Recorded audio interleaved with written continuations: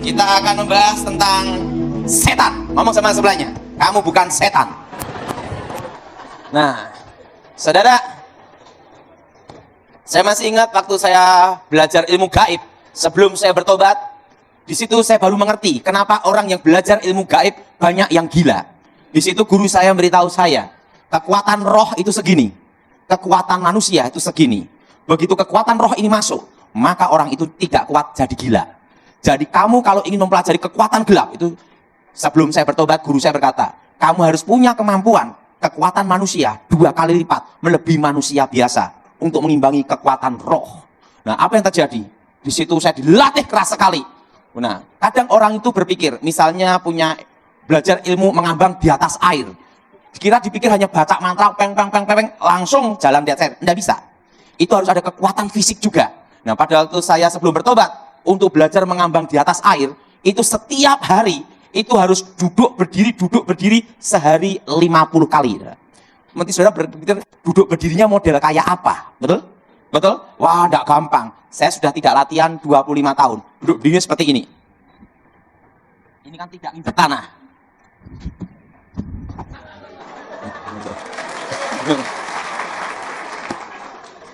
Sehari 50 kali. Dan kalau menghadap guru itu seperti ini. Gitu. Bayangin, itu sehari 50 kali. Bayangkan. Nah, itu bayangin, itu sehari berapa kali? 50 kali. Nah, sehingga begitu fisik kuat, baru roh masuk. Teng, langsung gitu. Tetapi kalau fisik tidak kuat, gila. Nah, makanya orang yang belajar ilmu gaib, kalau berhasil, terjun bebas masuk neraka. Kalau tidak berhasil, edan dulu baru masuk neraka. Nah, siapa yang mau daftar? Jadi, hari ini, kita akan bahas tentang basic dasar, tentang okultisme. Basic dasar okultisme itu adalah pemanggilan arwah. Apa saudara? Pemanggilan arwah. Ada yang bertanya sama saya, Pak Daud waktu tugas jaga presiden itu tugasnya apa? Nah, sekarang kan saya kasih tahu. Selama saya tugas, selama 10 tahun, saya tidak pernah gagal. Prinsipnya hanya satu tiket berangkat, tidak ada tiket pulang. Artinya apa? Sampai tugas itu selesai, baru pulang. Nah, salah satu tugasnya aja ya, saya kasih tahu. Satu kali saya dipanggil jenderal, Daud, sini, siap. Kamu ingin Natal aman? Siap. Tangkap hidup mati Nurdin M. Top. Itu masih tugas yang kecil aja. Setelah itu, kamu dipanggil ibu menghadap ke Cikeas. Jadi saya itu perintah langsung dari Ibu Ani Yudhoyono. Langsung ke Cikeas. Sudah. Yang bisa nangkap orang punya ilmu menghilang adalah bekas orang yang menghilang. Siap. Ini profilnya. Jadi penangkapan Nurdin itu perlu waktu 7 tahun. Dan itu gagal. Waktu mau ditangkap Sandi Yuda. Sandi Yuda itu dari Kopassus. Waktu jarak 5 meter, ting, menghilang. Setelah itu disergap di Temanggung. Di Temanggung. Nah, itu waktu di Temanggung dikepung sama Kapolda Jawa Tengah Alex Bambang Riyatmojo. Beruntung perlu. Nurdin berjalan di tengah-tengah polisi. Itu yang sebenarnya. Maka untuk mengalahkan orang yang menghilang adalah bekas orang yang menghilang. Izin. Berapa tim dibentuk? Kamu sipil. Tidak boleh eksekusi. Tapi kamu akan didampingi. Pertama, Kolonel Abdul Rahib Sirgar dan grup 2 Kopassus. Kedua, dari polisi, Kapolda Jawa Tengah, yaitu Alex Bambang Riyatmojo. Tugas kamu, beritahu titik lokasi, hilangkan ilmu, setelah itu tim masuk. Siap. Dan Ibu Ani ngasih perintah, langsung jalan langsung. Nah, pengejaran sebenarnya ada di Lampung. Nah, saya deteksi dulu. Karena kalau dulu sebelum saya bertobat, punya ilmu menghilang, kan bisa kebaca signalnya. Begitu dia gunakan sekali aja, pasti ketangkep. Nah, kenapa? Yang tahu tentang setan adalah bekasnya setan. Nah, betul? Nah, begitu dia gunakan sekali, di Jawa Tengah. Izin jenderal, posisi ada di Jawa Tengah, sekitar pinggir kota Solo. A2, A1, A3, A4. Izin, A2, tahu kampung tidak tahu tempatnya.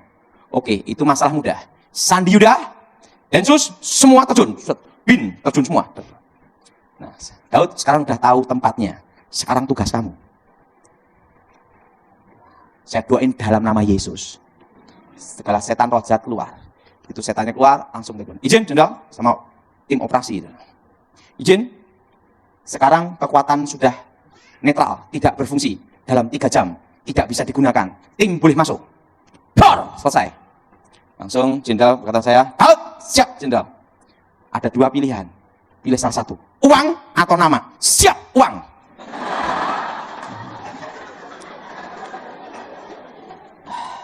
Jadi dapat nama Densus. Uang saya. Dasar kamu pintar juga kamu. Nah, saya itu, udah. Itu salah satu operasi. Jadi Nurdin M. Top, Dr. Asahari, dan penggagalan bom Jati Asih. Saya semua. Nah, itu masih sebagian kecil aja. Masih banyak tugas-tugas yang diberikan ke saya. Tapi semua itu karena Tuhan. Amin. Nah, 10 tahun saya menjaga negara. Tugas saya langsung di bawah Kasat gitu. Nah, jadi 10 tahun saya itu jarang pulang. Nah, saya lihat anak saya udah gede. Saya pikir dan tahun 2013 saya nemui Kasat, izin jenderal, siapapun presidennya 2014 saya tidak jaga lagi. Makanya saya tidak ke Pontianak itu kira-kira 10 tahun lebih. Hampir 15 tahun. Karena saya tugas itu, tugas khusus. Suatu waktu dibutuhkan langsung siap. Nah, waktu itu siapapun presidennya saya tidak jaga lagi. 2014. Tapi negara memerlukan kamu diaktifkan kembali. Nah, kapan kamu mau mundur? 2014 siapapun presidennya saya tidak jaga lagi. Bulan kapan? 6 atau 7 tanggal 9. Udah. 2014 saya mundur. Nah, makanya 10 tahun zamannya SBY. Teroris langsung diatasi. Karena apa? Disitulah saya ditugaskan untuk pengamanan negara. Nah, setelah itu 2014 saya mundur. TV One, Prabowo menang. Metro TV, Jokowi menang.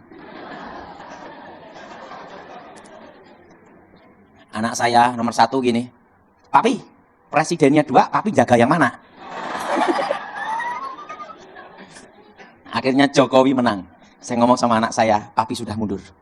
Jadi, kok Papi mundur kenapa? Untuk nemenin kalian. Sekarang turun pangkat, jaga kalian jadi baby sister. Nah, itu tahun 2015, salah satu pas pampres nemuin saya, Daud, Anda diminta menghadap Menko. Ada apa? Anda diusulkan untuk pengaktifan kembali untuk keamanan negara. Nah, di situ istri saya ngeliatin saya, waduh, udah 10 tahun dah ini. Kapan selesainya kan gitu lah. Saya ngomong, izin, saya balik ke gereja aja. Jadi saya kembali ke gereja. Nah, karena waktu saya 10 tahun pun juga pelayanan di gereja, tapi jarang pulang. Nah, setelah itu, saya ikut Pak Gilbert. Saya ikut Pak Gilbert belum lama. Saya ikut Pak Gilbert lumayan dong itu baru 25 tahun. Dan saya tidak pernah yang namanya berontak, mecah, dirikan gereja, ribut, nggak pernah. Karena apa? Karena kita ini ada doktrin. Nah, mungkin doktrinnya Anda dengan saya beda. Karena sejak kecil saya itu didoktrin. Doktrin seperti ini. Kalau engkau ikut satu komando, satu komandan, sekalipun dia salah atau benar, kamu tidak boleh ninggalin. Apa pun terjadi, kau jaga dia sampai titik darah penghabisan. Tapi kamu tidak boleh ikut salahnya. Nah, jadi sampai sekarang itu, saya doktrinnya itu. Pemimpin salah atau benar, itu saya tidak boleh ninggalin. Tapi tidak boleh ikut kesalahan. Hanya satu komando. Gitu. Nah, itu, makanya saya ikut Pak Gilbert itu 25 tahun. Dan saya tidak pernah memberontak. Dan tidak pernah melawan. Ataupun beda prinsip, langsung ngedeki gereja. Tidak pernah saya. Kenapa? Karena prinsip itu sejak kecil ditanamkan ke saya. Sekalipun komandan salah, tidak boleh ikut kesalahan. Tapi tidak boleh meninggalkan sampai titik darah penghabisan. Makanya setelah Pak SBY turun, sampai sekarang saya tidak kemana-mana. Setiap satu komando. Nah, saya kan ikut Pak Edi Wibowo. Nah, walaupun beliau pensiun, tetap sampai sekarang. Saya tidak kemana-mana. Satu jalur merah. Komando. Nah itu. Jadi sampai sekarang, Saya ikut paguyuban ya dari saya bertobat sampai sekarang. Nah, kadang saya itu juga bingung. Di Kristen ini ribut sebentar, mecah dirikan gereja. Setan bisa protes. Setan aja tidak pernah berontak sama Lucifer ya. Nah, hari ini kita akan membahas tentang pemanggilan arwah. Mari kita buka Alkitab kita dalam kitab 1 Samuel pasal 28. Kitab 1 Samuel pasal 28 ayat 9 sampai dengan ke-20. Kitab 1 Samuel pasal 28 ayat 9 sampai dengan 20. Kitab 1 Samuel pasal 28 ayat 9 sampai dengan 20. Saudara yang genap, saya ganjil. Kitab 1 Samuel pasal 28 ayat 9 sampai dengan ke-20. Tetapi perempuan itu menjawab, tentu engkau mengetahui apa yang diperbuat Saul, bahwa ia telah melenyapkan dari dalam negeri para pemanggil arwah dan roh peramal. Mengapa engkau memasang jerat terhadap nyawaku untuk membunuh aku?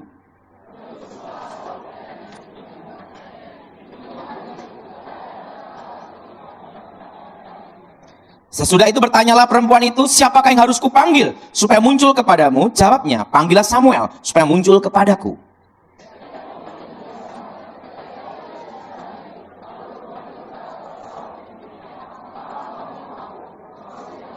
Maka berbicara raja kepadanya, janganlah takut, tetapi apakah yang kau lihat? Perempuan itu menjawab Saul, aku melihat sesuatu yang ilahi muncul dari dalam bumi.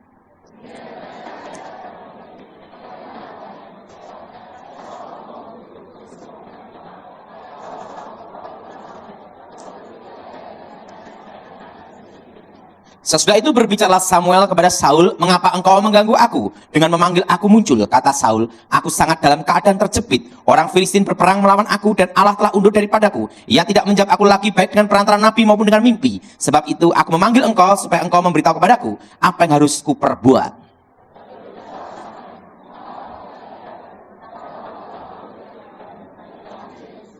Tuhan telah melakukan kepadamu seperti difirmankannya dengan perantaranku, yakni telah mengoyakkan kerajaan dari tanganmu dan telah memberikan kepadanya orang-orang lain, kepada Daud.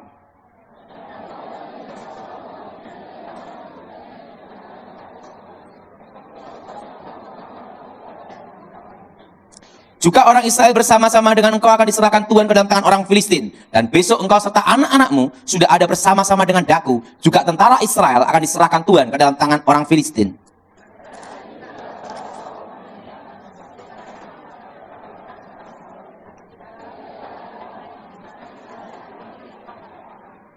Ada satu perbuatan yang salah dan fatal dalam diri Saul. Waktu Tuhan tidak menjawab melalui nabi, waktu Tuhan tidak menjawab melalui mimpi maupun penglihatan, maka Saul mengambil jalan pintas, jalan sesat, yaitu untuk memanggil arwah Samuel. Yang jadi pertanyaan, apakah itu arwah Samuel? Perlu sudah tahu tentang pemanggilan arwah, itu sudah ada sejak zaman sebelum Abraham. Kenapa ada pemanggilan arwah dan penghormatan arwah? Pertama, dipercaya ada kehidupan setelah kematian. Apa saudara? Apa saudara? Ada kehidupan setelah apa? Kematian. Yang kedua, dipercaya arwah orang yang sudah meninggal, tahu masa lalu dan masa yang akan datang, yang disebut namanya roh peramal. Makanya peramal itu menggunakan arwah orang mati. Karena dipercaya tahu masa lalu dan masa yang akan datang. Dan yang ketiga, dipercaya arwah orang yang sudah meninggal, terutama orang suci atau sakti, bisa menjadi pengantara Allah dan manusia, antara dewa dan manusia. Maka ada namanya itu penghormatan arwah leluhur. Nah, makanya ada orang ke kuburan, sembahyang di kuburan. Dipercaya apa? Supaya doa-doanya dihantarkan ke arwah orang yang sudah meninggal ini untuk dihantarkan kepada Yang Maha Kuasa. Dan sampai sekarang kepercayaan itu masih ada. Betul? Betul? Karena apa? Dipercaya arwah orang yang sudah meninggal yang dianggap sakti atau suci bisa menjadi pengantara antara Allah dan manusia, antara dewa dan manusia. Dan yang keempat, dipercaya arwah orang yang sudah meninggal punya kemampuan kekuatan supranatural. Dan yang kelima, ini yang paling parah adalah dipercaya arwah orang yang sudah meninggal lebih jujur daripada orang hidup. Makanya kalau orang mimpi ketemu kakek yang sudah mati, saya di sana tidak ada mobil, perlu mobil dan uang. Nah, kamu tak kasih nomor, togel. Besok keluar nomornya 75. Bangun dari tidur langsung kasih mobil-mobilan, uang-uangan. belikan nomor 75. Sekalipun nanti nomor itu belum, tidak keluar, mimpi lagi dibeliin. Betul? Yang ketawa pelaku. Nah, karena dipercaya orang yang sudah meninggal lebih jujur daripada orang hidup. Walaupun dulunya kakeknya tukang tipu. Nah, jadi pertanyaan, apakah ada hubungan antara orang mati dan orang hidup? Nah, dalam ilmu kebatinan, sebelum saya bertobat, ada istilah bahwa di dalam diri manusia ada namanya saudara kembar. Nah, apa yang disebut saudara kembar? Kalau dalam ilmu kebatinan disebut sedulur papat limo panjer. Dan kalau dipercaya juga, kalau orang kebatinan, makanya kalau bayi baru lahir, langsung dikasih benda penerang, minyak teplok, dan kembang staman. Supaya kembaran sang jabang bayi menyertai, melindungi, bahkan menolong. Yang jadi pertanyaan, apakah ada saudara kembar manusia? Dan yang kedua, apakah ada komunikasi antara orang mati dan orang hidup? Nah, sebelum saya bertobat, saya melajari ilmu meraga sukma, roh keluar dari tubuh, sehingga saya tahu tentang dimensi itu. Nah, sekarang akan saya bahas apakah ada komunikasi antara orang hidup dan orang mati. Saya minta untuk contoh, Bapak ini ke sini, Pak. Ini Pak siapa nih? Contoh aja untuk jadi setannya. Nah, saya minta yang baju putih sini, Pak. Nah, saya itu kan sesuai contoh. Nah, ini namanya setan gundul. Contoh aja. Nah, ini jadi malaikatnya. Yang jadi malaikat senang sekali, yang jadi setan gini. Nah, saya minta Bapak ini ke sini, Pak. Ini sini. Jadi saya beritahu tentang pemahaman pemanggilan arwah. Nah, ini contoh aja. Saya kasih nama Bejo. Tahu enggak arti Bejo? Selalu beruntung. Hoki lah. Hoki. Nah, sebelum sebesar ini, pasti dia pernah menjadi seorang bayi. Betul? Sekarang gini. Oe. Nah, kan enggak mungkin langsung ngomong haleluya, bubar ada. Langsung di sini ada setan. Kenapa ada setan? Alkitab berkata, iblis seperti singa yang mengaum-ngaum mengelilingi kita. Jelas? Nah, di sini ada malaikat. Haleluya. Kenapa ada malaikat? Alkitab berkata, malaikat Tuhan berkemah di sekeliling kita. Karena orang tuanya orang Kristen. Waktu usia 1 tahun, setan ini membentuk dirinya 1 tahun. Tapi malaikat tidak berubah bentuk. Usia 17 tahun, setan ini membentuk dirinya 17 tahun. Tapi malaikat tidak berubah bentuk. Usia 18 tahun dia murtad menyangkal Tuhan. Malaikat pulang. Dia belajar ilmu gaib, ilmu kebatinan. Pertama gini. Pertama kali dia akan melihat roh adalah ini. Yang gini ngadep sini, yang wujudnya sama seperti dia. Makanya kalau orang bertapa, langkah awalnya dia adalah melihat dirinya sendiri. Makanya kalau yang tahu bahasa saya ini adalah orang kebatinan yang bergaul ilmu gaib. Pertama kali dia lihat adalah dirinya sendiri. Dan roh ini pula yang pertama kali masuk untuk menghubungkan roh-roh yang lain. Usia 70 tahun mati, karena mati innalillahi. Karena tidak dalam Tuhan, contoh aja. Karena tidak dalam Tuhan, langsung ke dunia orang mati. Detik itu juga dunia arwah terpisah di antara orang hidup. Tetapi yang di kuburan adalah ini. Yang wujudnya sama dengan ini. Baik suara, cara bicara, hobi, semua sama. Kenapa? Karena roh ini mendampingi sejak lahir. Dan roh ini pula yang menghantui anak cucunya ini. Makanya orang kalau mimpi ketemu orang yang sudah mati, semua pasti sama. Karena roh inilah yang mendatangi anak cucunya ini. Makasih.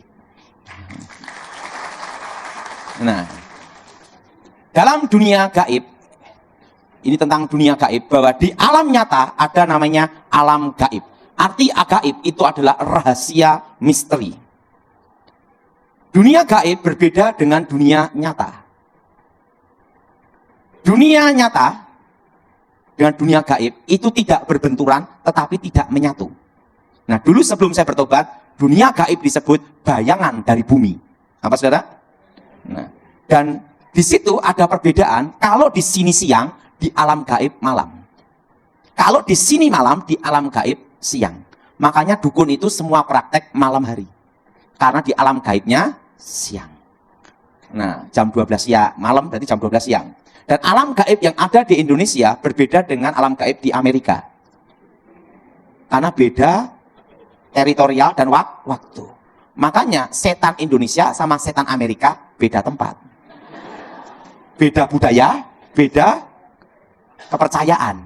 Nah, makanya sehebat ilmu apapun yang ada di Kalimantan, begitu nyebrang laut, masuk ke wilayah Jawa, itu langsung kekuatan berkurang 90%. Karena setan Kalimantan mau masuk Jawa harus ada izin mutasi.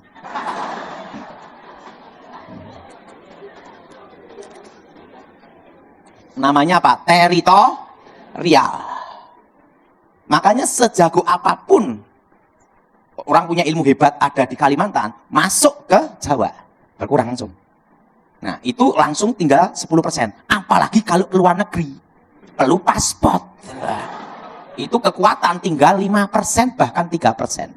Maka kalau seorang dukun pindah lokasi, harus ada namanya ritual, ucapan untuk kulon nuwun, permisi dulu ke daerah setempat. Itu hanya bisa langsung turun 90% atau tinggal 5%, bahkan 10%. Jelas? Nah, dunia gaib yang ada di Indonesia berbeda dengan di Amerika karena beda budaya.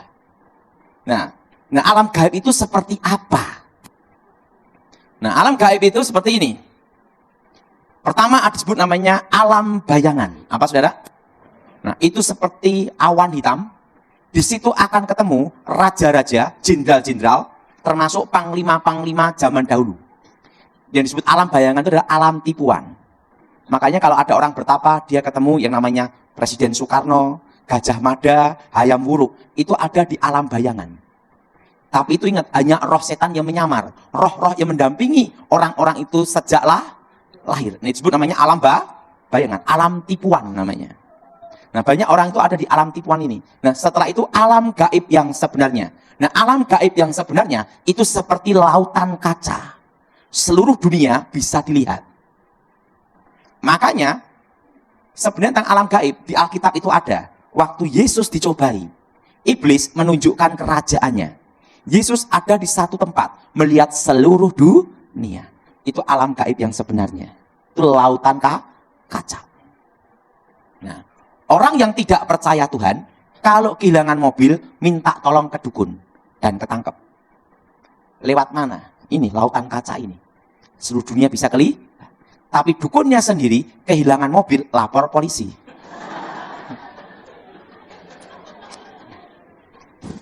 Kenapa? Karena setan tidak pernah memberi manusia gratis. Itu ada harga yang harus dibayar.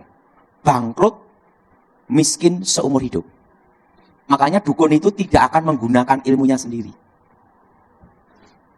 Orang yang tidak percaya Tuhan, kalau sakit pergi ke dukun. Dukun sakit pergi ke dokter. Itu ada rahasianya. Nanti lain waktu saya bahas.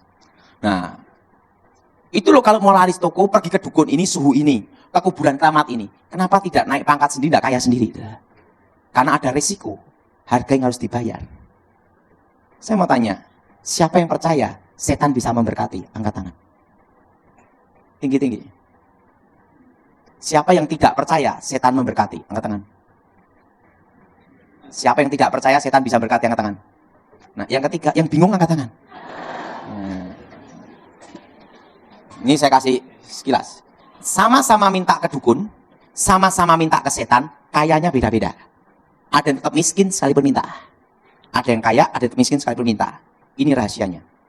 Sebelum saya bertobat, ada hukum namanya keadilan yang maha kuasa. Orang baik, orang jahat, orang beragama, tidak beragama, ateis atau bukan. Semua bisa merasakan cahaya matahari. Betul? Betul? Siapa yang setuju angkat tangan? Demikian karena keadilan yang maha kuasa. Bahwa manusia di bawah kolong langit ini diberinya berkat rezekinya masing-masing. Namanya mangkok piringnya, takarannya masing-masing. Buktinya ada pendeta yang kaya raya, makan begini. Tapi ada juga pendeta miskin, makan begini. Sama-sama pendeta, rezeki beda, sama-sama doanya. Betul? Nggak usah banyak-banyak. Preman aja, ada preman kelas nasional dan preman kelas terminal. Betul? Betul? Betul? Kita punya anak 3, kayanya beda-beda, ada yang miskin, ada yang kaya. Betul? Betul? Ada orang Kristen kaya, ada orang Kristen miskin. Ada Hindu Buddha Islam yang kaya, ada Hindu Buddha Islam yang miskin. Karena keadilan yang maha kuasa. Manusia di bawah kolong langit ini diberinya rezekinya masing-masing. Hanya bedanya kalau kita percaya Yesus, dijamin masuk surga. Dan kalau kita setia, ditambahi berkat itu. Tapi untuk hoki, keberuntungan, udah diberinya masing-masing.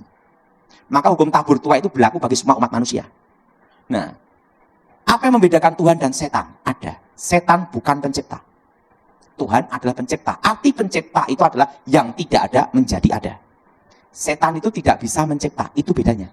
Nah, orang kalau minta kekayaan sama setan, diambil dari mana? Rezeki anak cucunya. Kalau hoki anak cucunya itu besar, orang tuanya kerja apapun berhasil. Tapi setelah orang tuanya mati, anak cucu ini kerja apapun gagal, bangkrut, habis. Kenapa? Karena rezekinya sudah diambil duluan sama orang tuanya. Maka Alkitab berkata setan itu pencuri. Jelas? Jelas? Nah, kalau anak cucunya itu tukang ojek, tukang becak, sekalipun minta ke setan tetap becak. Karena tergantung rezeki hoki anak cucu. Jelas? Jelas? Jelas? Dan kutukannya ada. Tidak bisa menikmati kekayaan itu. Nah, coba Bapak ini berdiri, Pak. Anda dikasih kaya, hari ini kaya. Berapa tahun kemudian terkena kutukannya. Tidak bisa menikmati kekayaan. Stroke, sakit gula. Nah, setelah itu, anak edan. Anak gila. Istri dibawa ke neraka. Tapi kaya. Mati ke neraka. Mau? Nah, pikir dulu. Dan itu pun ingat, setan bukan pencipta. Nah, makanya orang kalau minta kekayaan setan, ingat saudara, tidak bisa menikmati. Dan yang kedua, rezekinya itu bukan dari setan, diambil anak cucu. Setelah orang tuanya mati, selesai ini. Nah, kenapa dukun tidak minta sendiri? Dia tahu rezeki anak cucunya bokek. Sekalipun minta tetap bokek. Nggak bisa. Kalau setan itu bisa berkati, tidak ada dukun praktek, tahu enggak? Minta kaya sendiri-sendiri, betul? Kenapa? Karena tahu rahasia ini. Jadi kalau saudara mimpi ketemu kakek nenekmu, orang tuamu yang sudah meninggal, itu bukan arwah mereka. Itu ada di namanya alam bayangan. Jelas? Alam apa, saudara? Alam bayangan. Nah, Pak, bagaimana tentang kitab Samuel ini? Ini banyak perdebatan di sini. Yang bisa menjawab ayat ini adalah bekas dukun. Karena yang praktek. Nah, sekarang saya jelasin, apakah ini arwah Samuel atau bukan. Pertama, roh itu dipanggil. Dalam konteks perdukunan, suatu roh bisa dipanggil, pangkatnya lebih rendah dari sang pemanggil. Presiden panggil menteri, karena presiden lebih tinggi dari menteri. Menteri panggil presiden, menterinya dipecat. Betul? Nah, nabi sama dukun, pangkatnya tinggi mana? Nabi. Kenapa roh ini bisa dipanggil? Berarti kan di bawah dukun, betul? Betul? Kedua, muncul dari dalam bumi. Sesuatu yang ilahi muncul dari atas.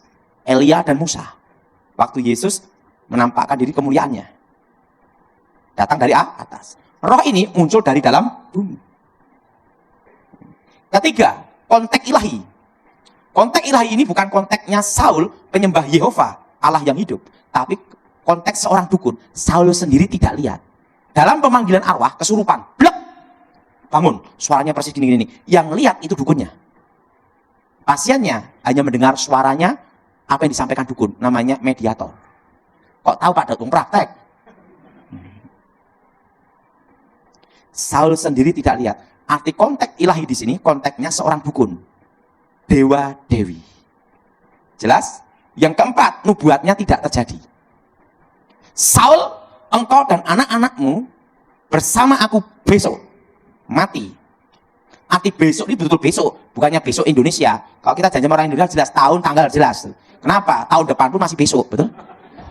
Betul? Betul? Apalagi waktu jadwal bayar utang, betul enggak?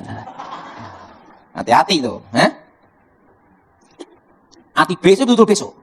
Ingat, tidak semua keluarga Saul mati. Pertama, Isi-Boset, anak kandung Saul, tidak mati dalam pertempuran.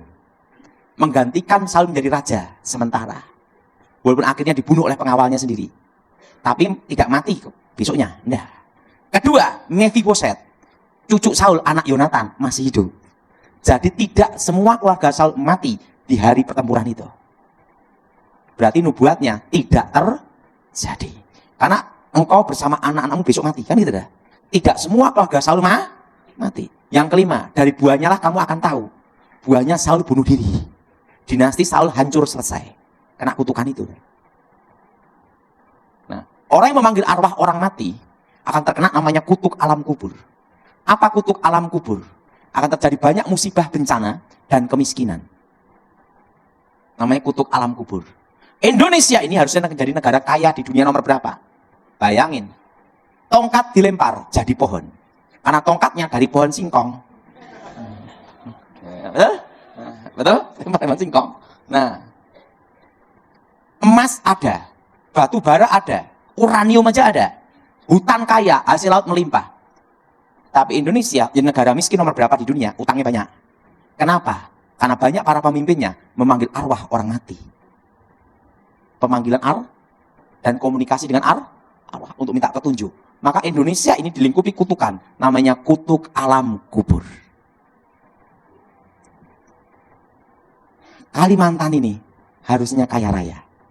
Tapi banyak penduduk Kalimantan yang masih terlibat pemanggilan arwah. Langit menjadi tembaga, tanah menjadi besi. Namanya kutuk alam kubur.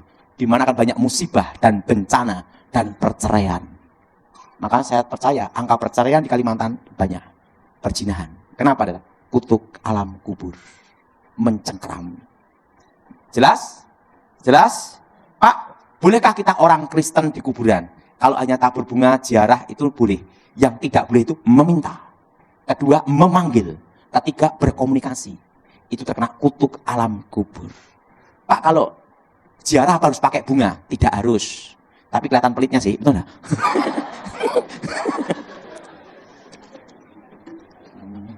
Nggak ada urusan sebenarnya. Jelas, saudara? Yang tidak boleh apa? Pak, bolehkah mendoain orang mati? Tidak boleh. Itu kurang kerjaan. Udah putus, udah selesai. Jelas, saudara? Jadi yang nggak boleh itu memanggil. Apa, saudara? Meminta petunjuk. Jadi kalau sudah mimpi ketemu orang yang sudah mati sering ketemu itu, berarti masih ada kutuk alam kubur yang mengikat. Harus diputuskan. Jelas? Namanya kutuk apa? Alam kubur. Nah, jadi Indonesia itu terkena kutukan itu. Harus diputuskan. Perhatiin. Di Indonesia ini banyak sekali bencana. Betul? Betul? Banyak apa? Musibah. Harus diputuskan dalam nama Yesus. Jadi kalau kita mendoain orang mati tidak boleh. Nah, kan ada minta dipoto kakeknya. Kek, cucu minta pandai ya, kek. Gimana mau ngasih pandai? Wong kakeknya CSD enggak lulus. Jelas? Jelas? Ini harus diputuskan dalam nama Yesus. Jadi tidak ada 7 harian, 40 harian, 1000 harian. Tidak ada. Begitu orang itu mati, waktu hembusan nafas terakhir, itu langsung terputus di antara orang hidup. Langsung ke dunia orang mati, dunia arwah. Nah, kalau kita mati dalam Tuhan, ada di mana? Langsung ke Firdaus. Untuk menunggu hari pembagian mahkota. Kalau di dunia orang mati, menunggu hari penghakiman. Saya mau tanya, siapa yang percaya Yesus yakin masuk surga? Angkat tangan. Saya mau tanya, siapa yang ingin ke surga? Angkat tangan. Banyak orang ingin ke surga, disuruh duluan nggak mau. Betul? Betul? Siapa yang mau duluan? Angkat tangan.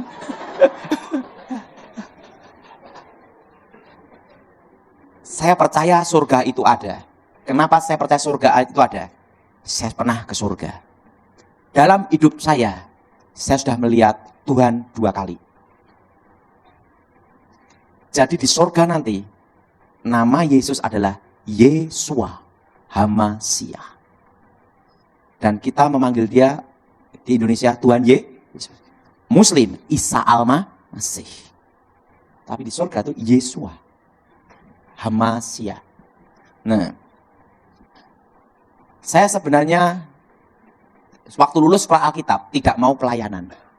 Karena pelayanan ini banyak proyek thank you-nya. Proyek terima kasih. Jemaat yang pelit sama murah hati, banyak yang pelit. Udah doa capek-capek, dalam nama Yesus, sampai ludah habis. Mau pulang, terima kasih pendeta, pulang pergi bayar sendiri. Karena itulah saya ambil keputusan, saya bisnis. Saya bisnis sejak tahun 96.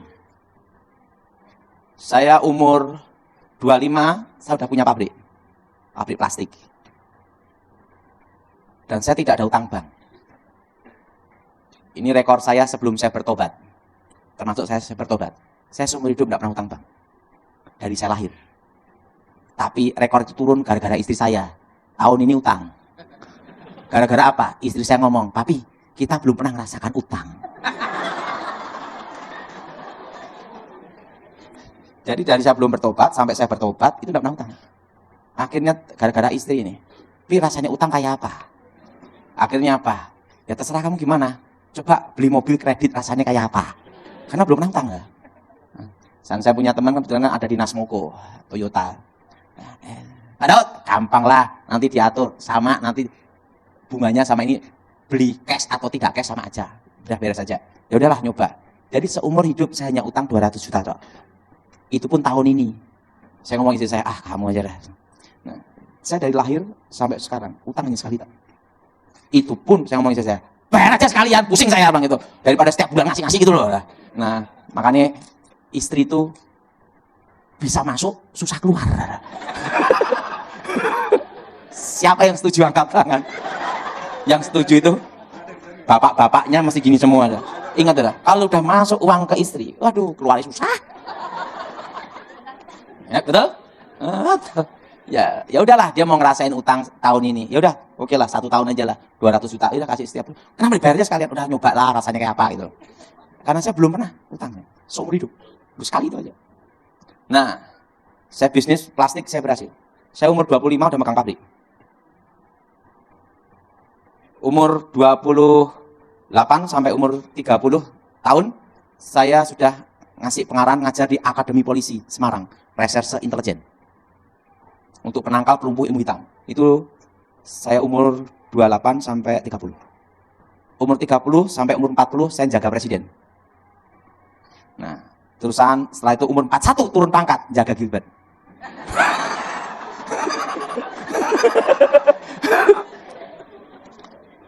Turun apa? Turun pangkat. Saya ikut Pak Gilbert 25 tahun. Kalau saya tuh sekalipun repot apapun, di telepon saya jalan. Misalnya ini ya, sebenarnya ini saya ada urusan langsung berangkat. Nah, setelah saya bisnis, saya berhasil.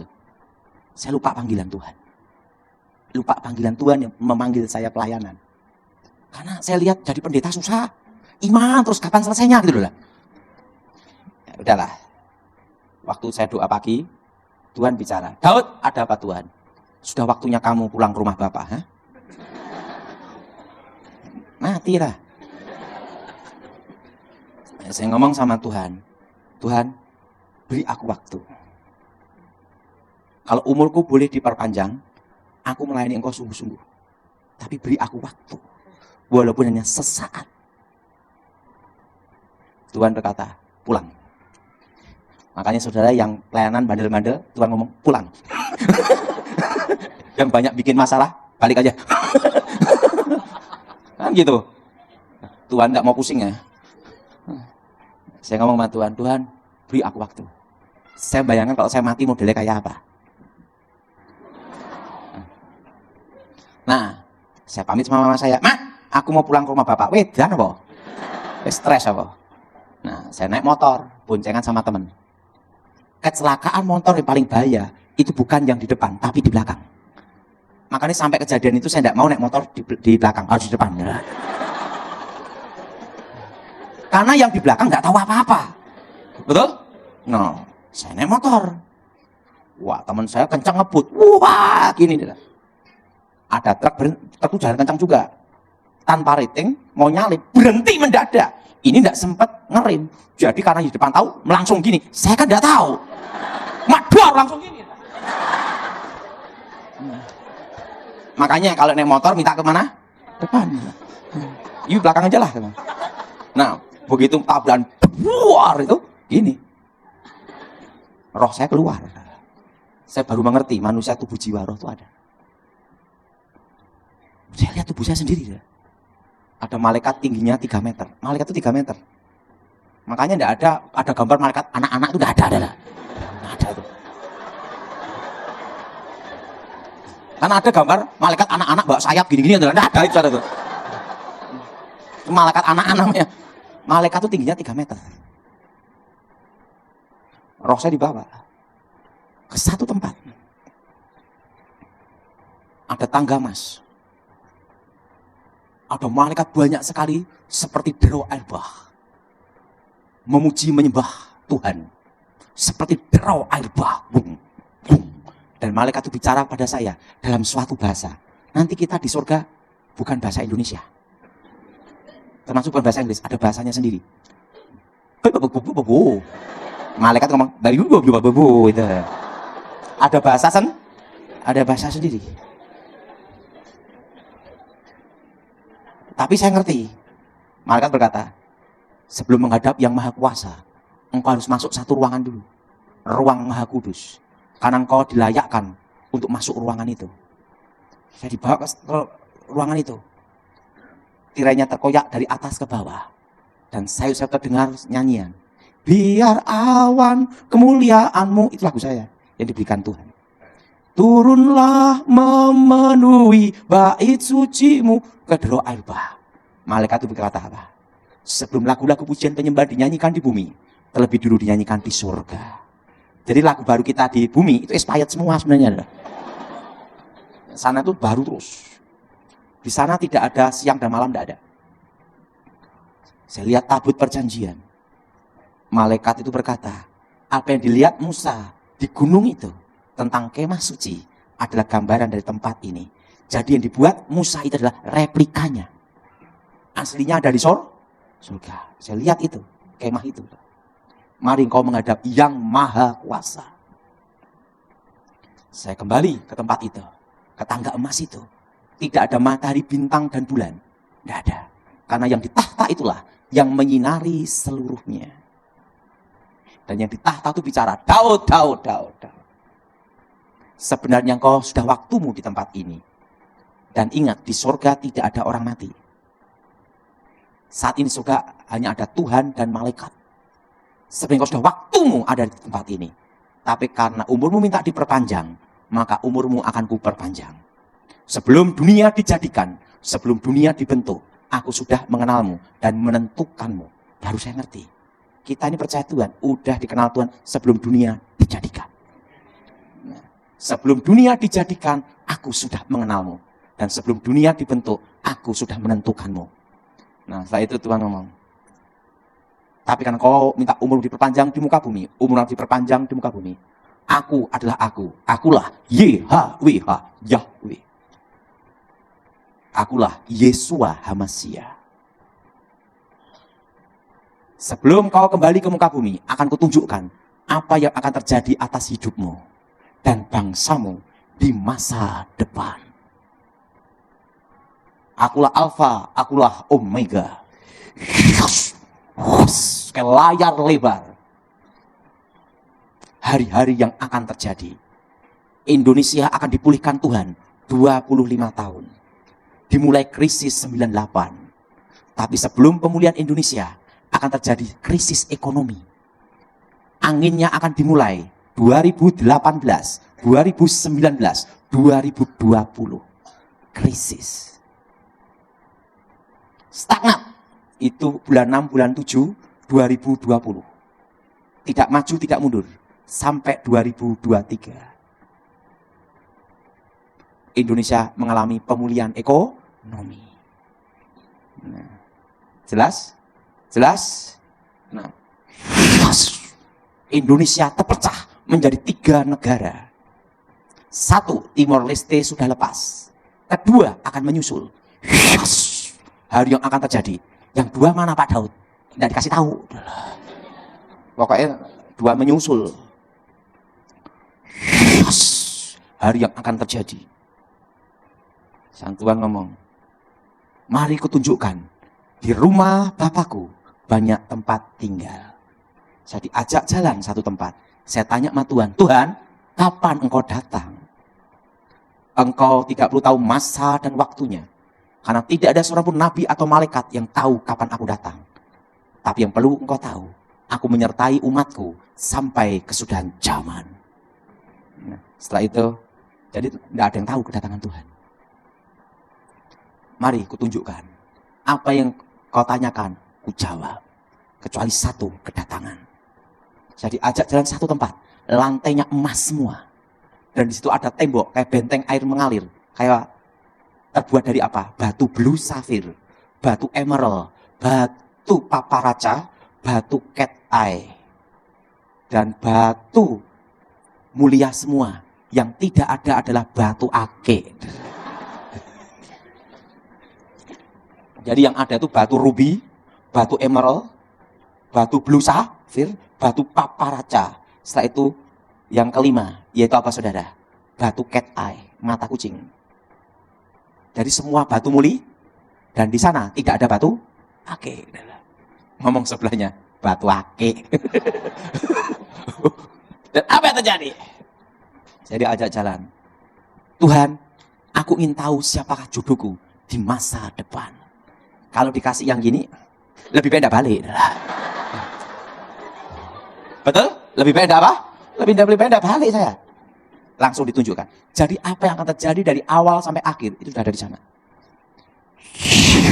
Kalau layar lebar gitu. Hari-hari yang akan terjadi.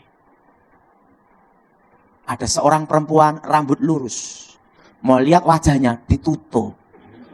Tuhan, nyari rambut lu kan jutaan, gimana nyarinya?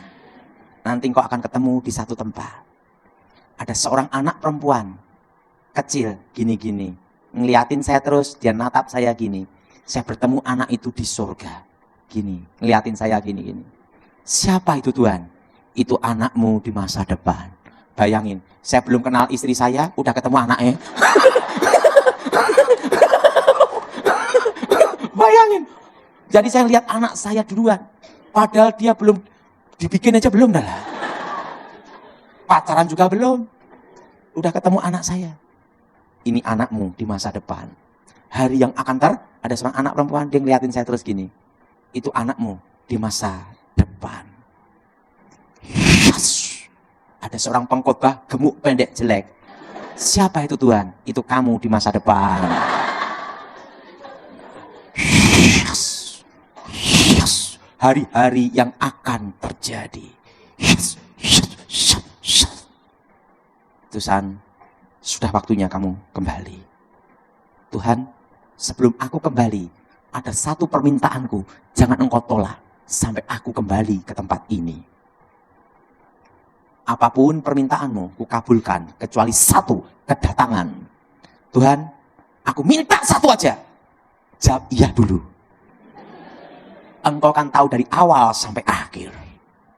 Sudah waktunya balik. Enggak mau. Jawab iya dulu. Sudah waktunya balik. Enggak mau. Minta satu aja saya.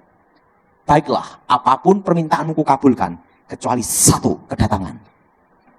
Tuhan, jangan beri aku kekayaan. Nanti kalau aku kaya, lupa siapa engkau. Dan jangan beri aku kemiskinan. Karena orang itu susah, modal hanya nekat. Aku minta satu aja. Apa itu? Cukup bisa beli apa-apa.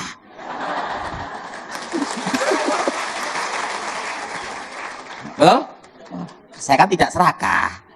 Pokoknya cukup aja dah. Baiklah, engkau kemari. Saya ditumpang tangan. Selama engkau ada di bumi, engkau akan cukup. Sampai engkau kembali ke tempat ini. Pergunakan hidupmu sebaik-baiknya. Saya suruh naik kereta berkuda. Itu kudanya putih keluar apinya. Nah, saya kira kan modelnya take off kayak pesawat gini. Enggak, saudara. Gini, saudara. Jadi begitu gini, itu kuda berapi itu gini, langsung gini. Masuk tubuh saya. Terjadi keajaiban. Semua luka hilang semua. Dan Tuhan berkata, lagu-lagu yang kau dengar tadi, kuberikan padamu sebagai tanda engkau pernah ada di situ. Nah, setelah itu, mama saya, Daud mati, kok hidup lagi.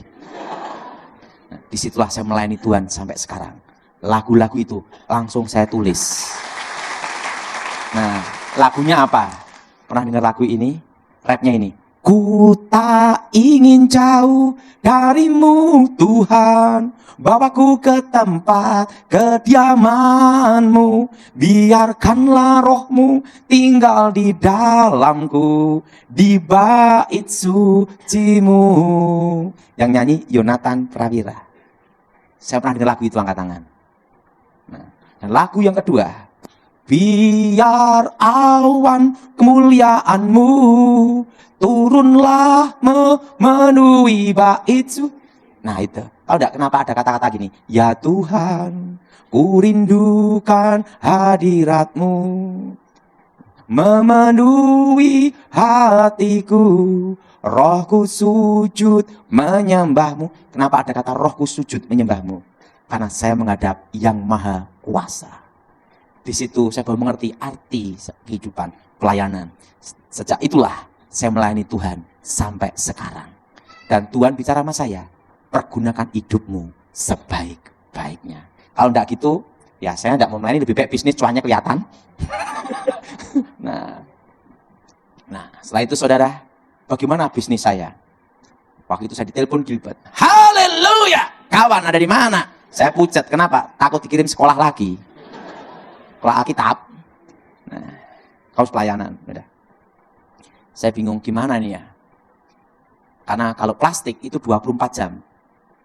Dibagi 3 shift. Tidak bisa ninggalin pabrik. Waktu saya doa, Tuhan bicara sama saya. Jual pabrik itu. Hah? Ini suara Tuhan bukan ya? Kenapa? Posisi tidak ada utang bank. Market bagus, pabrik jalan. Lebih enak itu dipanggil Tuhan waktu bangkrut. Nggak usah dipanggil aja, manggil sendiri. Betul, saudara? Betul? Daripada nggak ada kerjaan. Gitu, saudara? Tapi kalau waktu kita dipanggil Tuhan, posisi diberkati jaya, itu paling susah. Hah? Jual pabrik ini. Udah saya jual. Begitu pabrik dijual, Tuhan beritahu. Belikan tanah. Di tempat yang akan kutunjukkan kepadamu. Udah. Saya jual pabrik. Nah, kebetulan saya itu tidak percaya bank. Saya takut waktu tak simpan uangnya, banknya bangkrut. Jadi uang itu tak taruh di kamar, tidur di atas uang. Berapa miliar itu? Kan saya orang zaman kuno, nyimpannya di bawah bantal gitu, di atas uang. Lama-lama saya stres juga. Harus tak jual, tak belikan tanah. Nah, saya ditunjukkan tanah yang Tuhan tunjukkan.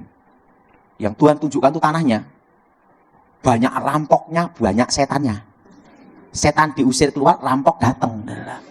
Dan itu tanah yang tidak laku. Kalau ke tempat itu harus muter. Jembatan belum ada. Tuhan beritahu, beli. Ya udah. Semua di bawah 1.500 atau 2.000 di bawah.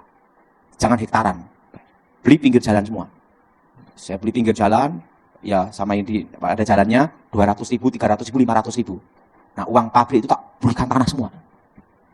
Setelah dibelikan tanah semua, uang habis. Baru bingung, ini suara Tuhan atau bukan ya? Ini kalau bukan, habislah saya uangnya udah. Pabrik hilang, tanahnya tidak laku kan gitu ya. Waduh. Udah, semua udah. Saya telepon Pak Gilbert. Pak Gilbert! Ada apa kawan? Tapi udah saya jual Pak Gilbert. Hah? Terus kamu ikut pelayanan saja lah. Yang dari dulu saya ikut Pak Gilbert. Ya udah ikut saja. Saya ikut pelayanan udah sama Pak Gilbert. Waduh, uang saya udah habis. Setahun, 2 tahun, 3 tahun. Tiba-tiba ada truk datang. Bulldozer datang. Alat berat datang semua. Saya kaget ada apa? Nggak taunya tanah yang Tuhan tunjukkan Tuhan itu adalah pintu tol.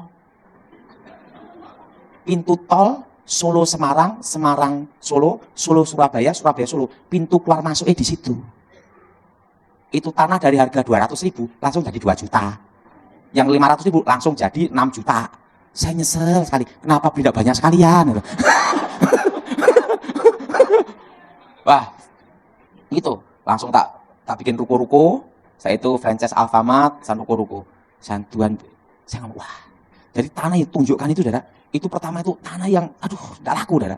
Tapi Tuhan ngomong, di sini engkau beli sebanyak-banyaknya. Wah itu, uang pabrik itu habis untuk beli tanah itu, saudara. Berapa lokasi. Itu pokoknya, saya itu kalau tidak salah ada 30 sertifikat itu, saudara. Wah, saya nyesel sekali. Kenapa tidak banyak sekalian, saudara. Nggak taunya pas pintunya tol. Jaraknya berapa? Jarak 500 meter sampai 1 kilometer dari pintu tol semua adalah.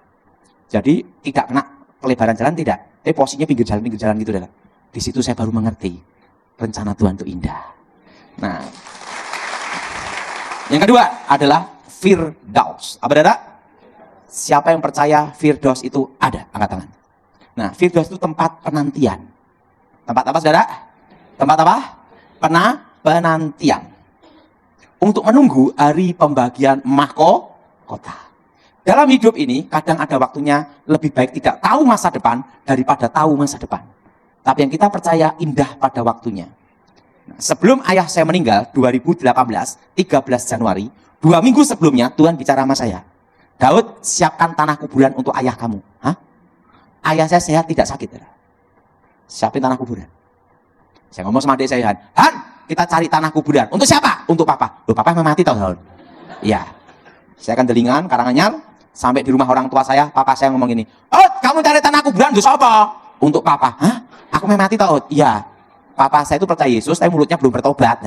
Maki-maki orang ini, hari itu langsung berubah. Baikin pembantu, baikin mama saya, baikin semua orang. Baju-baju disetrika semua, dia siapin jas yang mau digunakan untuk pemakamannya dia. Setrika sendiri. Pajak listrik dilunasi, pajak motor dilunasi, semua urusan diberesin semua, utang semua lunas semua. Tanggal 13 Januari, papa saya tidak sakit. Dia kelilingan plastik. Saya di Jakarta menuju Surabaya. Tiba di Surabaya karena khotbah di Victory, gerejanya Pak Irman Santoso. Tuhan bicara, ayahmu kupanggil pulang batas jam 10 malam. Umumkan ke keluargamu dan teman-temanmu semua. Wah, saya telepon mama saya, "Ma, ada di mana, Ma? Ini sama papa makan bakso. Ma, Tuhan bicara, papa mau dipanggil Tuhan." Mati. Nah, adik saya, kakak saya tak beritahu semua. Jadi papa saya makan bakso, semua ngeliat ini, bentar lagi mati. Saya telepon sama teman saya, Jakarta, teman Surabaya, diumumkan semua. Jadi kabeh pada nungguin. Oh, padahal ayahmu mati apa hidup? Masih hidup. Apa sakit? Enggak, baru makan bakso. Halo, kamu mati? No? Bingung semua dah. Nah. Jam 8 malam, serangan jantung. 9.30 saya doa. Saya ngomong, Tuhan, kehendakmu yang jadi. Tuhan bicara. Hari ini, jam ini, detik ini, ayahmu bersama aku di Firdaus. Saya ada di Surabaya, papa saya di Solo. Tidak dibatasi ruang dan waktu. Saya lihat proses kematian. Saya lihat tubuh papa saya keluar cahaya. Di bawah 1 detik. Ke satu tempat. Pintunya emas bersinar. Gini dah. Terbuka. Langsung ditok 6-9 tahun. Nanti kalau kita di Firdaus tidak sesuai KTP. Dihitung sejak dalam kandungan. Sejak apa? Makanya kalau orang gugurkan kandungan itu pembunuhan. Karena waktu sel telur dan sel sperma jadi satu, itu udah dihitung hari pertama. Langsung berubah. Papa saya jadi kayak usia 20 tahun. Nanti kita di Firdaus semua akan berubah. Jadi muda, yang tua langsung gini. Kayak usia 20, tiba-tiba ada Mbak Tuan Stefanus Pinky yang meninggal 2017. Jemput papa saya. "Kok Pak di sini ya? Kita ketemu lagi, haleluya. Jadi nanti kita di Firdaus saling mengenal." Saya ngomong sama Tuhan, "Tuhan, suruh papaku keluar, aku yang gantiin." Belum waktunya. Manusia lahir, manusia mati. Hanya membawa iman dan perbuatannya untuk dipertanggungjawabkan di hadapan Tuhan. Amin. Apa yang harus saya lakukan, Tuhan? Saya lihat pujian penyembahan itu, mereka itu menghadap satu tempat, yaitu tahta Tuhan. Itu Firdaus itu bagian dari surga. Saya hanya dijelaskan 2 rahasia, yaitu mahkota. Pertama mahkota kemuliaan, kedua mahkota kehidupan. Apa mahkota kemuliaan? Kalau kita percaya Yesus mempertahankan iman, mati dibunuh, martir, itu mahkota nomor 1. Kedua, ini nomor 1. Nah, memberitakan Injil, orang itu percaya atau tidak, Injil itu diberitakan, udah dapat poin. Apa sampai bertobat sampai Firdaus, poinnya beda. Mahkota nomor 1 itu adalah penginjilan. Nah, misalnya saya bertobat dalam pelayanan pendeta Gilbert, dalam pelayanan saya banyak yang bertobat, poin saya Gilbert dapat semua. Jadi inspirasinya multi level marketing itu di sana. Nah, yang kedua adalah mahkota itu buah-buah pertobatan kita. Melayani gereja, berbuat baik. Untuk percaya Yesus masuk surga itu pasti. Mahkota belum tentu. Mahkota itu harus diperjuangkan. Apa saudara? Mahkota itu harus apa? Diperjuangkan. dan bajunya putih dan tidak ada jahitannya. Tuhan, apa yang saya lakukan? Beritakan Injil.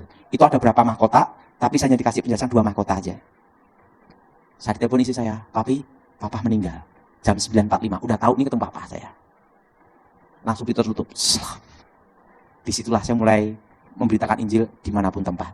Ingat, justru mahkota nomor 1 adalah penginjil. Oke. Sekarang tanya jawab. Sebelum tanya jawab, saudara saya kasih kesempatan 5 menit untuk tanya jawab. Saudara tulis. Oke? Silakan. Saya mau tanya 5 menit. Malam Pak Daud, apakah orang yang sudah mati meninggal dalam Kristus masih bisa melihat keluarganya di dunia? Yang jelas tanya Tuhan sendiri. Yang jelas terpisah di antara orang hidup, tidak bisa komunikasi, tidak bisa. Itu ada pemisah. Bagaimana cara putuskan kutuk keluarga yang menghambat berkat? Itu harus namanya pembatalan perjanjian. Apa saudara? Nah, cara pembatalan perjanjian itu semua. Di dalam nama Yesus, segala perjanjian setan atas hidupku, keluargaku, masa depanku, kami patahkan, kami hancurkan dalam nama Yesus. Jelas? Apakah orang Kristen masih bisa terkena santet? Bisa. Kalau Kristennya Kristen tomat, habis tobat besok kumat. Artinya belum Nah, sekarang saya beritahu. Orang rokok itu paling mudah disantet. Memang di Alkitab tidak tertulis dilarang merokok, tapi di pom bensin ada. Kenapa orang rokok bisa kena santet? Karena satu unsur, api dan asap. Untuk ngundang setan, itu pakai apa? Kemenyan. Dibakar keluar apa? Api dan satu unsur dengan pemanggil mantra. Sehingga orang kalau merokok paling mudah dikena santet. Jadi supaya tidak kena santet, berhentilah merokok. Lebih baik untuk kolektor gereja. Jelas? Dan ingat, orang yang suka tertawa tidak bisa disantet.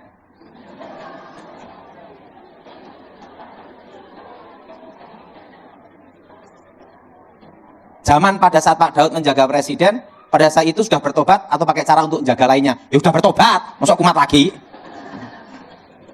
Tahu enggak, saya gunakan apa? Darah Yesus.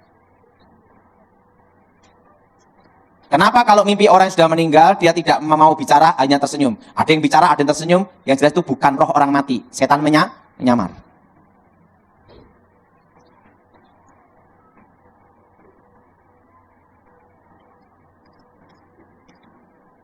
Ada keyakinan di Indonesia ini tentang pesugihan. Cari kekayaan melalui setan yang memerlukan tumbal. Oke. Kutuk itu selalu dari atas ke bawah. Tidak ada namanya kutuk tumbal mertua. Kalau ada kutuk tumbal mertua, menantu-menantu yang sakit hati, mertuanya ditumbalkan semua. Kutuk itu selalu anak cucu. Atas ke bawah. Kenapa atas ke bawah? Karena anak cucu bicara tentang generasi. Anak cucu bicara tentang pengharapan. Anak cucu bicara tentang masa depan. Artinya apa? Setan menghancurkan masa depan dan generasi. Kita orang tua capek-capek kerja tujuannya supaya anak kita lebih baik daripada kita. Betul? Bayangkan, bapaknya penjahat ingin anaknya jadi polisi. Betul? Padahal polisi nangkap penjahat. Makanya setan itu selalu merusak anak cucu, generasi. Artinya masa depan.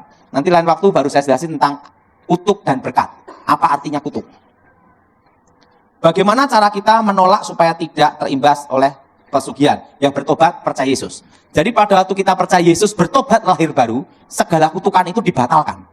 Nah, pada waktu Yesus disalib, dia berkata, sudah selesai. Yang jadi pertanyaan, sudahkah engkau lahir baru? Yang tahu hanya Tuhan dan dirimu. Kalau kita makan menikmati jualan orang yang pakai penglaris, boleh tidak? Bagaimana caranya? Saudara, kita kan tidak mungkin di restoran tanya, kamu pakai setan apa enggak? Itu saudara. Nah, pokoknya kalau saudara di restoran doa, darah Yesus sucikan makanan minuman ini. Sudah selesai dah. Pak, kalau itu persembahan diberikan kuasa gelap, kita lihat boleh tidak kita makan? Tidak boleh. Tidak boleh. Kenapa? Itu kita lihat itu dipersembahkan berhala. Nah, kalau kita tidak lihat, lain cerita. Makanya doa itu, doakan dengan darah Yesus. Sucikan, kuduskan makanan ini. Supaya apa? Segala mantra hilang. Karena kita tidak mungkin di restoran kita tanya, dipersembahkan atau tidak, susah. Yang jual ngomong, lo mau tahu ngapain?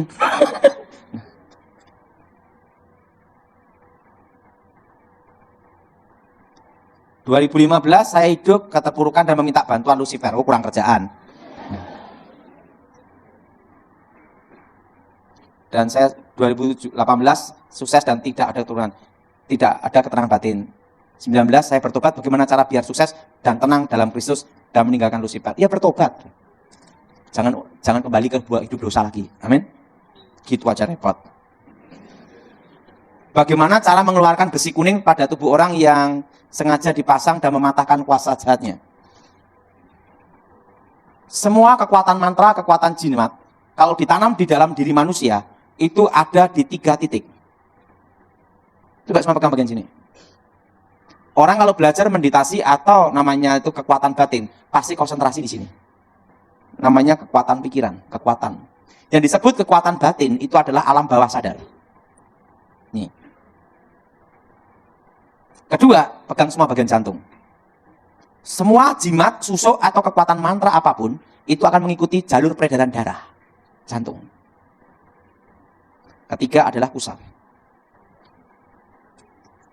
Manusia sebelum lahir hidup dari pusarnya, betul? Nah, kekuatan mistik itu ada di sini, maka disebut kundalini, kekuatan ular. Tuh, 2, 3. Orang punya jimat sehebat apapun, sudah doakan 3 titik ini, hancur dalam nama Yesus. Nah, jelas? Jelas? Jelas? Itu 1, 2, 3. Orang susah mati, doakan 3 titik ini. Pak, apa harus pegang? Tidak harus. Kan doa tidak dibatasi ruang dan waktu. Tapi saudara boleh megang 3 titik ini. Apakah boleh makan darah babi bagi orang Kristen?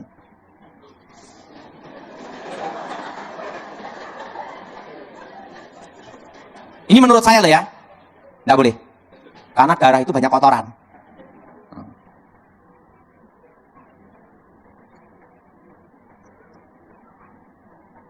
Ini pertanyaannya agak ribet ini. Apakah ada jangka waktu orang yang disantet, cara hilangkan hipnotis santet? Beda. Gini ya. Santet sama pelet itu beda. Hipnotis beda lagi. Jadi jalurnya ditanya yang mana dulu. Santet adalah ilmu membunuh atau membuat orang jatuh sakit parah. Hipnotis untuk menguasai alam bawah sadar, mengendalikan. Pelet itu menundukkan lawan jenis. Udah beda jalur ini.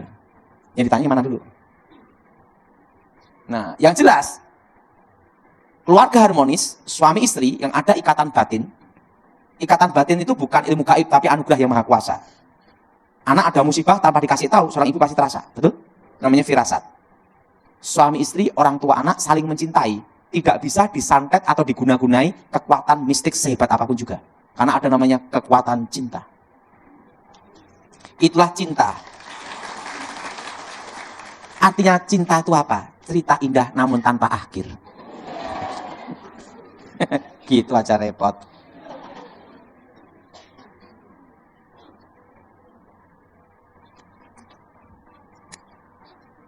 Bagaimana cara kita mengetahui jika seseorang terkena kuasa gelap atau tidak? Dan bagaimana cara mengatasinya? Nanti kalau ada kesempatan ini, tahun ini, kalau saya datang ke sini saya jawab. Ini perlu waktu 3 jam jelasin ini. Ini perlu waktu 3 jam jelasin ini. Apakah kutuk alam kubur mempengaruhi kehidupan sakit penyakit manusia? Iya.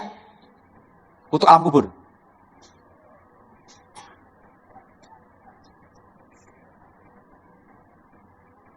Saya keturunan dari suku Dayak. Dan kakek buyut saya keturunan panglima perang. Dan nenek buyut saya keturunan pamali atau dukun besar. Oke? Kami keturunan dari ketiga keempat. Ada saya yang tidak waras, sakit jiwa. Berarti kutuk keturunan. Kutuk keturunan itu sampai 3-4 generasi. Tapi kalau dalam ilmu kebatinan itu sampai 7 keturunan. Arti 7 itu angka sempurna. Sempurna kebaikan atau sempurna kejahatan. Itu dalam pemahaman kebatinan. Mohon doa untuk cara memutuskan kutuk ini. Termasuk suku saya dan ada yang gila. Itu harus dipatahkan, namanya kutuk generasi. Nanti kalau tahun ini saya ada kesempatan baru saya bahas. Kenapa ritual itu selalu hari Jumat. Kenapa tidak malam minggu? Seluruh dunia itu yang berhubungan dengan ilmu gaib, ilmu mistik itu malam Jumat. Termasuk di Eropa maupun Asia maupun di Arab. Selalu malam Jumat. Kenapa tidak malam minggu? Nanti saya bahas kalau pas ada di sini lagi. Jika anak usia 8 tahun pernah lihat malaikat, apa maksudnya? Ya terserah malaikatnya mau nampain diri dah. Betul? Memang kita bisa tanya malaikat, lu ngapain nampain gitu. Jika seseorang yang berbeda agama dengan kita di luar Kristen, tapi dia mau percaya bahwa Yesus ada juru selamat, namun dia tetap menjalankan agamanya, apakah jika dia meninggal akan masuk? Ingat, Yesus tidak mendirikan agama. Yang menyelamat itu nama Yesus, bukan agama Kristen. Nah, ini ada suatu pertanyaan, Pak, ada orang kesurupan, dia bukan orang Kristen, bisa nggak diusir? Memang ada setan Kristen? Ya langsung usir aja dalam nama Yesus, betul? Ingat, Yesus tidak mendirikan agama loh. Yang disebut Kristen itu kan dari Antioquia, itu pun sindiran, betul? Nah, ilmu mantra apa yang dipakai Nurdin M. Top? Ilmu halimunan. Ilmu halimunan, ilmu menghilang.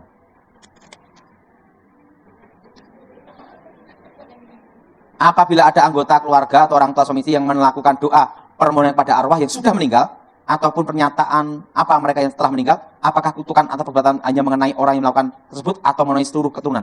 Garis keturunan. Jadi gini, kalau orang tuanya terlibat pemanggilan arwah, anak cucunya kena kutukan alam kubur semua. Tetapi yang bertobat percaya Tuhan Yesus, lahir baru, bebas dari kutukan. Tapi yang belum bertobat, berjalan. Karena untuk keselamatan pertobatan itu pribadi, personal. Bagaimana jika keluarga kita menyimpan benda gaib dan mantra, tapi dia juga aktif pelayanan? Wah, ini kacau ini dah. Pelayanan di mimbar gereja, bagaimana sikap kita sudah selamat untuk membuka hati untuk melepaskan kuasa gelap? Ini bahaya, itu namanya transfer spirit. Saya kasih tahu, saudara jangan suka ditumpang tangan orang sembarangan. Itu saya transfer. Tumpang tangan itu kan gini, bawah ini atas, yang atas memberkati bawah. Nah, kalau yang atasnya terlibat kuasa gelap, tumpang tangan, masuk ke sini.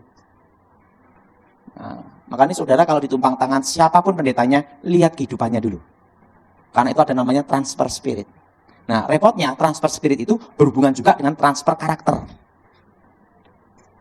Nah, makanya kalau saudara mau ditumpang tangan, saran saya, doa dulu. Darah Yesus sucikan tubuh jiwa rohku, darah Yesus bentengi. Itu untuk menghindari transfer spirit. Kita kan tidak tahu kehidupan orang yang mendoakan. Ini menurut pendapat saya. Mengapa biasa orang yang mimpi dapat nomor togel dan dipasang beneran dapat? Apa boleh pasang nomor togel?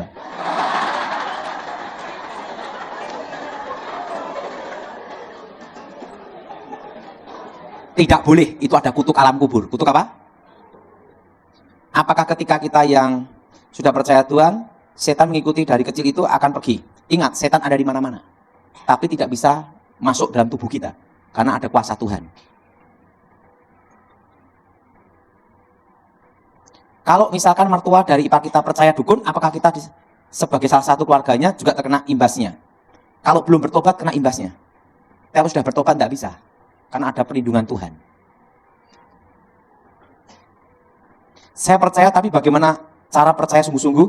Hati yang tulus. Ya cari Tuhan sungguh-sungguh. Gitu aja bingung. Ini sebelum saya akhiri karena saya harus berangkat ke Singkawang. Suatu kali saya ketemu seorang pakar ekonomi. Pakar ini saya akan membuka wawasan berpikir saudara. Pakar ekonomi ini adalah pendiri Bursa Efek Indonesia. Salah satu pendiri Bursa Efek. Dia ahli makro dan mikroekonomi. Dan dia adalah salah satu konglomerat Indonesia dan Asia. Kebetulan saya teman baik sama dia belum lama. Saya teman baik sama dia baru 15 tahun. Nah, karena saya pernah di pengamanan khusus presiden, jadi saya kenal orang ini. Jadi cara berpikir, cara apa? Karena di situ dia ahli makro dan mikroekonomi. Dia ngomong gini. 2013, dia ketemu saya, ngomong-ngomong gini. Pak Daud, saya ingin tahu, waktu Pak Daud di surga, kan melihat masa depan Indonesia. Apa yang Bapak Daud lihat? Saya akan gabungkan dengan logika. Secara makro dan mikroekonomi. Jangka panjang. Oke. Coba Pak Daud, saya mendapat di surga, mendapat penglihatan waktu itu 2018, 19, 2020 akan terjadi krisis ekonomi. Tapi krisisnya ini tidak separah 98. Tidak separah apa, saudara? 98. Sekarang ekonomi sudah terasa, betul? Yang ngomong terasa angkat tangan. Nah, udah terasa, betul? Nah. Oke, saya akan beritahu sama Pak Daud, penting secara makro dulu. Dunia itu krisis setiap 7 tahun.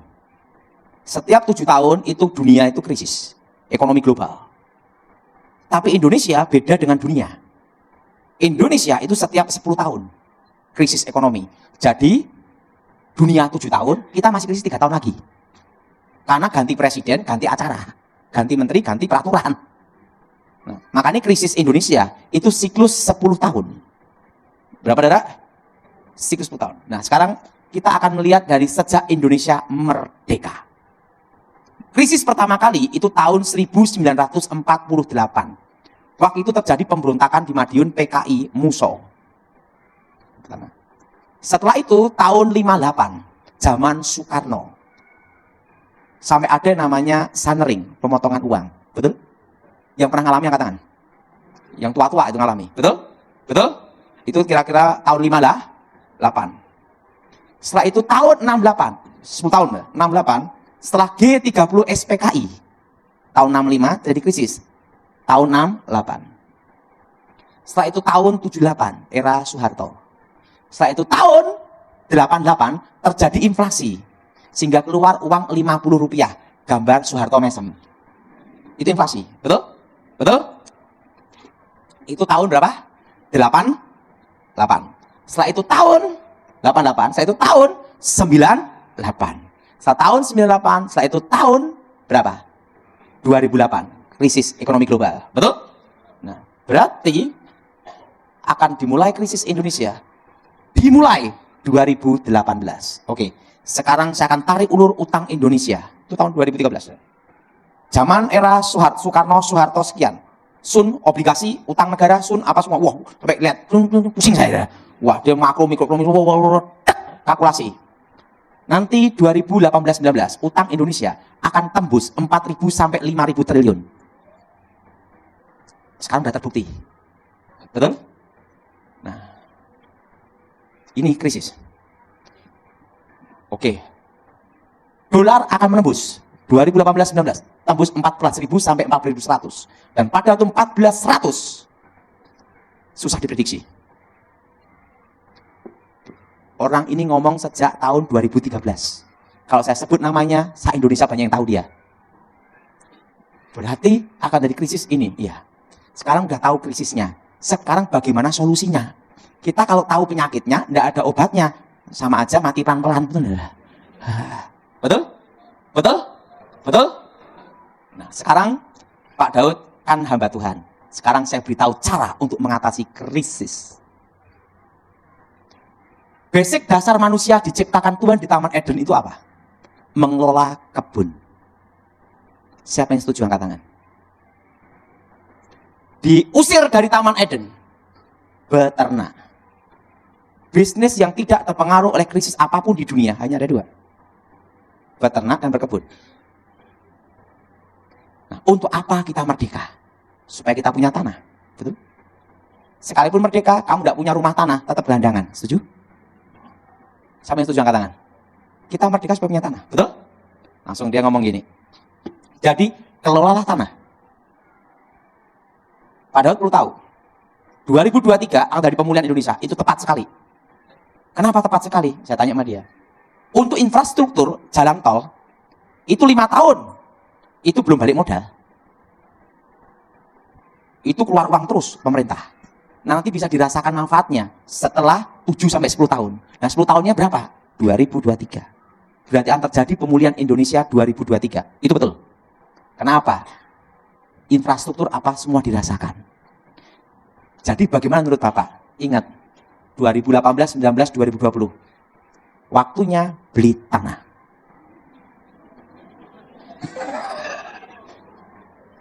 Kenapa beli tanah? Karena waktu krisis orang perlu duit.